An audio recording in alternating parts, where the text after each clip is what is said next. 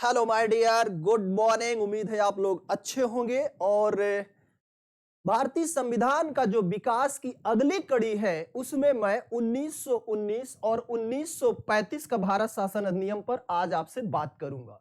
तो उम्मीद है कि आप लोग अच्छे होंगे और प्रतिष्ठा चैनल पर आपका बहुत बहुत स्वागत है। आप मनोज सर को सुन रहे हैं। मेरे प्यारे दोस्त, मैं अधिनियम पे बात करूं उसके पहले एक घटना बताना बहुत जरूरी है। जब 1919 का दौर था तो उस समय एक एक्ट लाया गया ब्रिटिश गवर्नमेंट की तरफ से, उसको कहते हैं रॉलेट एक्ट। और रॉलेट एक्ट के विरोध में माय डियर, पंजाब में रॉलेट एक्ट में क्या था? रॉलेट एक्ट में यह था कि आप सरकार की किसी भी गतिविधि के खिलाफ, सरकार के किसी भी योजना के खिलाफ अगर आप कोई गतिविधि करते हुए पाए जाते हैं तो नो वकील नो दलील का फार्मूला के तहत आपको 2 साल के लिए जेल में डाल दिया जाएगा और कोई जमानत का प्रावधान नहीं था। इसी का विरोध करने के लिए पंजाब में एक बड़ी सभा होती है। आपको पता होगा जलियांवाला हत्याकांड। वो 13 अप्रैल 1919 का दिन था जिसमें बच्चे, महिलाएं और पंजाब के तमाम मेहनतकश जनता जो है उस बाग में इकट्ठा होती है इसका विरोध करने के लिए। और उस समय जनरल डायर वहां पर था। जनरल डायर ने पूरे बाग को घेरा और लगभग 1650 राउंड गोलियां चलती हैं जो सरकारी आंकड़े बताते हैं, और हजारों लोग उसमें मारे जाते हैं। मेरे प्यारे दोस्त, बात यहीं पे खत्म नहीं हुई।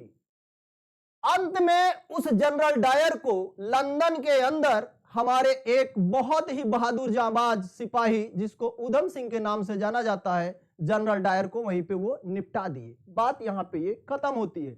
अब आते हैं हम भारत शासन अधिनियम 1919 पर। तो भारत शासन अधिनियम आपके वनडे एग्जाम से कितना महत्वपूर्ण है, वनडे एग्जाम के लिए कितना महत्वपूर्ण है, और यहां से क्वेश्चन कैसे बनेंगे, कैसे फैक्ट आते हैं, उस पर थोड़ी हम चर्चा करते हैं। तो भारत शासन अधिनियम, मेरे प्यारे बच्चे, भारत शासन अधिनियम 1919 को मॉन्टेग्यू चेम्सफोर्ड सुधार अधिनियम के नाम से भी जाना जाता है। किस नाम से? मॉन्टेग्यू चेम्सफोर्ड सुधार अधिनियम के नाम से भी जाना जाता है। ये 2 अलग अलग व्यक्ति का नाम है, जिसमें मॉन्टेग्यू जो है वो भारत सचिव रहे हैं, भारत सचिव थे, और जो चेम्सफोर्ड थे वो भारत के वायसराय थे, वो भारत के वायसराय थे। तो इसीलिए क्योंकि ये प्रपोजल यही लोग लेके आए थे, इसलिए भारत शासन अधिनियम 1919 को 2 नामों से जाना जाता है, मॉन्टेग्यू और चेम्सफोर्ड सुधार अधिनियम। भारत शासन अधिनियम 1919 के माध्यम से जो पहला शानदार फैक्ट बनता है कि पहली बार भारत शासन अधिनियम 1919 जो लाया गया माय डियर, वो 1921 में लागू हुआ। कब लागू हुआ? 1919 में लाया गया, लेकिन लागू हुआ 1921 में। दूसरा जो शानदार फैक्ट यहां से बनता है माय डियर, वो बनता है कि इस एक्ट के माध्यम से द्विसदनी विधायिका का निर्माण किया गया केंद्र में, जिसमें एक राज्य परिषद और एक केंद्रीय विधानसभा का निर्माण किया गया। यहां से क्योंकि मैं आपके फैक्ट पे ही बात करूंगा, आप वनडे के छात्र हैं तो बहुत डीपली इस पे चर्चा नहीं करूंगा, तुम्हारे एग्जाम में जो आएगा सिर्फ उसी फैक्ट पे मैं बात करूंगा। ठीक है, आगे देखो आप। नेक्स्ट फैक्ट है कि इस अधिनियम के माध्यम से सांप्रदायिक आधार पर सिखों, भारतीय ईसाइयों, यूरोपियन और आंग्ल भारतीय समुदाय के लिए पृथक निर्वाचन की व्यवस्था की गई। किसके लिए? फिर से देखो, सिखों के लिए, भारतीय ईसाइयों के लिए, यूरोपियन के लिए और आंग्ल भारतीय समुदाय के लिए अलग से निर्वाचन की व्यवस्था की गई। माय डियर, अगला जो फैक्ट है यहां पर कि भारत शासन अधिनियम यानी मॉन्टेग्यू चेम्सफोर्ड सुधार अधिनियम के द्वारा और क्या किया गया?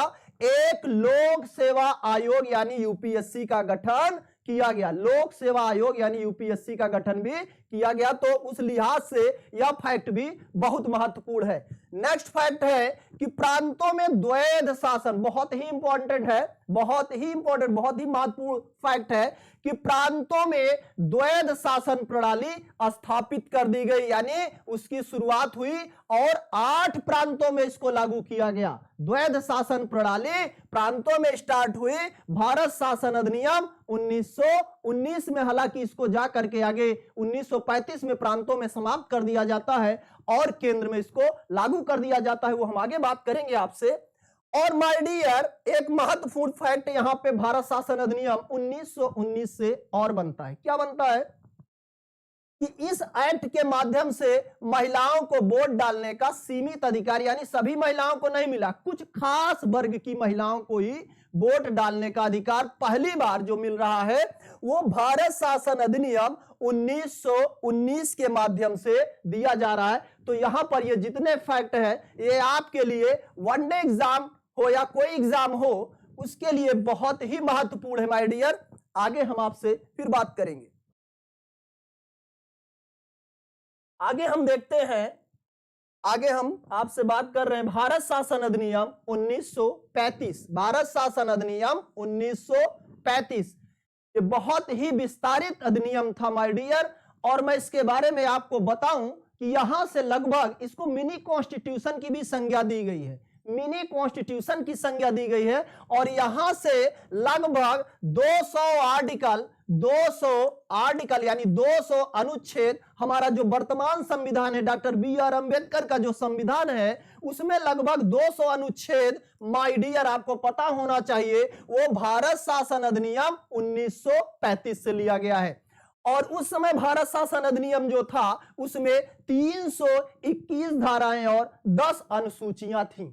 माय डियर, भारत शासन अधिनियम 1935 से तुम्हारे एग्जाम के लिए जो महत्वपूर्ण फैक्ट आएंगे वो इस प्रकार से है। नंबर 1 कि भारत शासन अधिनियम के माध्यम से पहली बार अखिल भारतीय संघ बनाने का प्रयास किया गया। अखिल भारतीय यानी पूरे देश को एक सूत्र में बांध करके केंद्रीय शासन की नींव डालने का प्रयास किया गया, यानी अखिल भारतीय संघ बनाने का प्रयास किया गया। हालांकि यह फेल हो गया, उसकी वजह थी कि देशी रियासतों ने इसमें शामिल होने से साफ इनकार कर दिया, इसलिए यह आगे नहीं बढ़ पाया। माय डियर, यहां पे जो अगला फैक्ट बनता है तुम्हारे लिए वो कि प्रांतों में जो द्वैध शासन 1919 में शुरू हुआ था उसको 1935 के एक्ट के माध्यम से प्रांतों में समाप्त कर दिया गया और केंद्र में लागू कर दिया गया। ध्यान देना, यहां पे कई बार एग्जाम में पूछा गया है, तो आपको यहां ध्यान देना है कि 1919 का जो शासन भारत शासन अधिनियम था उसमें प्रांतों में लागू हुआ था, लेकिन जो 1935 का भारत शासन अधिनियम आया माय डियर वो क्या है, 1935 के भारत शासन अधिनियम में जो द्वैध शासन था उसको प्रांतों में समाप्त कर दिया गया और केंद्र में लागू कर दिया गया। मेरे प्यारे बच्चे, अगला फैक्ट जो तुम्हारे एग्जाम के लिए बहुत ही महत्वपूर्ण है कि यहां पर इस अधिनियम के माध्यम से संघीय, प्रांतीय और समवर्ती सूची यानी 3 तरह की सूचियां बनाई गई, यानी जितने विषय हैं जिसपे कानून बनाना है और उसको लागू करना है, अप्लाई करना है, उसको 3 सूचियों में बांट दिया गया, केंद्र की सूची, राज्य की सूची और समवर्ती सूची। संघ सूची पर कानून बनाने का अधिकार केंद्र को है, प्रांतों वाली सूची पर कानून बनाने का अधिकार राज्यों को है और समवर्ती सूची पर दोनों कानून बना सकते हैं, लेकिन अंतिम पावर जो होती थी वो हमेशा केंद्र के पास रहती थी। ये बात ध्यान देना है। आज भी इसी तरह से हो रहा है, आज भी 3 सूचियां मौजूद हैं, ये तीनों सूची मौजूद हैं और सेम कंट्राडिक्शन आज भी इसी तरह का मौजूद है। माय डियर, भारत शासन अधिनियम 1935 के माध्यम से यहां पर एक और महत्वपूर्ण चीज पैदा हुई। क्या? जो आज आपको आरबीआई दिखाई देती है, वही पैसा कौड़ी वाला सब, जो आरबीआई आपको दिखाई देती है, भारत में नोट कौन छापता है? भारत में नोट छापने का राइट्स किसके पास है? आरबीआई के पास है। तो ये जो आरबीआई आज आपको मौजूदा समय में दिख रही है, इसकी स्थापना जो है वो भारत शासन अधिनियम 1935 में ही हो गई थी। तो ये एग्जाम के लिहाज से बहुत ही महत्वपूर्ण फैक्ट है। अगला जो फैक्ट यहां बनता है माय डियर कि यहां पर संघ लोक सेवा आयोग का गठन किया गया भारत शासन अधिनियम 1935 के द्वारा। भारत शासन अधिनियम 1935 के द्वारा एक जो है यूपीएससी यानी प्रतियोगी परीक्षा के लिए एक जो है संघ लोक सेवा आयोग यहां पर बनाया गया, संघ लोक सेवा आयोग का गठन किया गया। नेक्स्ट जो फैक्ट है मेरे प्यारे बच्चे, जो भारत सचिव 1858 में बनी थी, वो भारत सचिव की जो परिषद बनाई गई थी, उस परिषद को भारत शासन अधिनियम 1935 में समाप्त कर दिया गया। भारत सचिव की परिषद को भारत शासन अधिनियम 1935 के माध्यम से समाप्त कर दिया गया। अगला जो फैक्ट है मेरे प्यारे बच्चे तुम्हारे लिए वो ये है कि 1937 में बर्मा को भारत से अलग कर दिया गया। लेकिन आपसे अगर पूछता है कि वो कौन सा एक्ट है जिसके माध्यम से बर्मा को भारत से अलग किया गया, तो मेरे प्यारे बच्चे वो है भारत शासन अधिनियम 1935। लेकिन 1937 में बर्मा को भारत से अलग किया गया। और मेरे प्यारे बच्चे आखिरी फैक्ट जो है आपके लिए बहुत ही महत्वपूर्ण ये भी है, वो क्या कि दलित जातियों यानी ऐसे महिलाओं और मजदूर वर्ग के लिए अलग से निर्वाचन की व्यवस्था की गई। किसके किसके लिए? दलितों के लिए, महिलाओं के लिए और मजदूर वर्ग के लिए। इनके लिए भारत शासन अधिनियम 1935 में अलग से निर्वाचन की व्यवस्था की गई। तो आज के लिए इतना काफी है, फिर हम अगले नेक्स्ट पार्ट में आपसे मिलते हैं। तब तक के लिए धन्यवाद।